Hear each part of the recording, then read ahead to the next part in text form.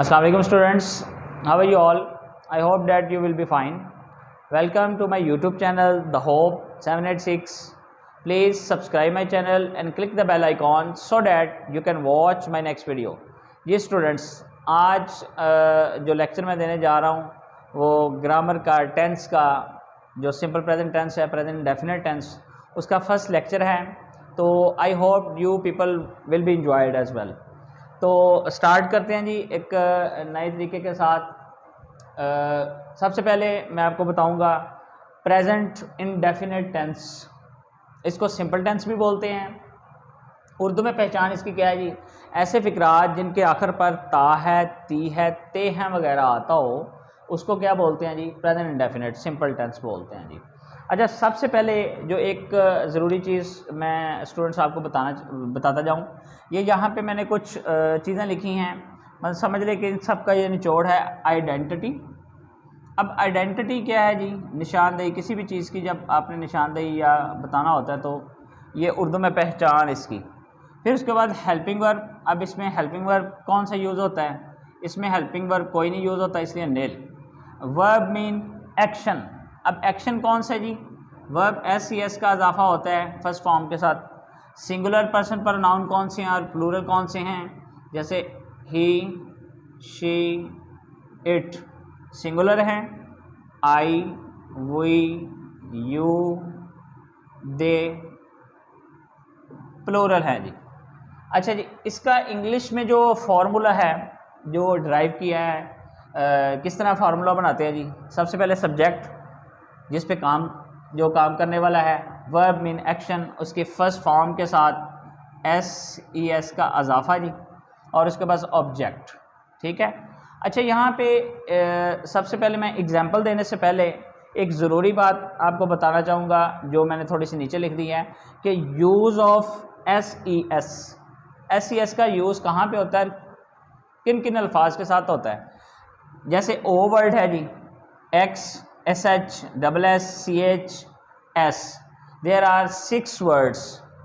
ठीक है जी, ये 6 अल्फाज के साथ, 6 वर्ड्स के साथ SES का जो है वो इजाफा होता है, बाकियों के साथ नहीं होता। जैसे सिंगुलर पर्सन प्रोनाउन में ही, शी, इट जो है, यहाँ पे मैंने एक एग्जांपल उसकी ड्राइव की है। ही गो टू स्कूल, ही गोस। अब ये देखें ओ आ गया, अब ओ के साथ ES लग गया जी। ठीक है ये। अब इसी की एग्जांपल वापस अपनी जगह पे चलते हैं जहाँ से हमने छोड़ा था फार्मूले से। इसकी जैसे एग्जांपल ली हुई है सिंपल प्रेजेंट टेंस की जी, अली प्लेस क्रिकेट, या दूसरी एग्जांपल ही ईट्स एप्पल। अब देखें ही subject, eats verb, subject verb plus object. ठीक हो गया जी। अच्छा जी गाइस, इसमें हेल्पिंग वर्ब्स कौन कौन से हैं, क्या यूज़ होते हैं, नहीं होते? डू और डज इसके हेल्पिंग वर्ब हैं। अब डू किसके साथ लगता है और डज किसके साथ लगता है? ऑब्वियसली प्लूरल प्रोनाउन के साथ आई, वी, यू, दे के साथ डू लगेगा। ही, शी, इट के साथ या नाउन के साथ, ठीक है, कोई नाम चीज़ जगह के साथ डज लगेगा।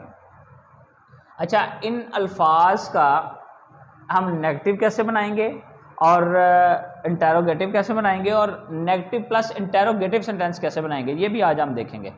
सबसे पहले नेगेटिव सेंटेंस जो मैंने लिखा है जी, ही। अब ही के साथ जैसे वो एप्पल सेब नहीं खाता है, ही डज नॉट।